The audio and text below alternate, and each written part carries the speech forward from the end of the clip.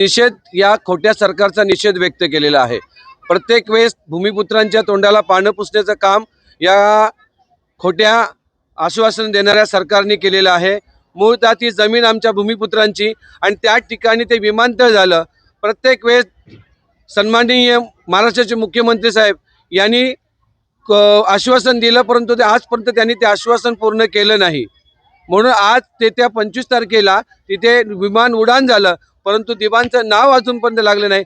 म्हणून पाचही सागरी जिल्ह्यातले भूमिपुत्र प्रत्येक गावागावात एकत्र होऊन या खोट्या आणि लबाड सरकारचा निषेध केलेला आहे।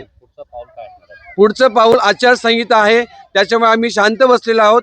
परंतु आचारसंहिता संपल्यानंतर जो शेतकऱ्यांनी आदिवासी बांधवांनी जो मोर्चा काढलेला लाल झेंडे घेऊन, जरांगे पाटलांनी जो मोर्चा काढला मुंबईवरती, त्याच्या डबल त्याच्या 10 पटीने भूमिपुत्र उतरून पूर्ण मुंबई बंद करण्याची ताकद आम्ही ठेवणार आहे आणि ते आंदोलन त्याच्याही पलीकडे जाऊन आम्ही करणार आहे। आणि जोपर्यंत दिबांचं नाव एअरपोर्टला, नवी मुंबई एअरपोर्टला लागणार नाही, तोपर्यंत पाचही जिल्ह्यातले सागरी भूमिपुत्र, आगरी, कोळी, बाळा, बरुतीदार कोणीही शांत बसणार नाही।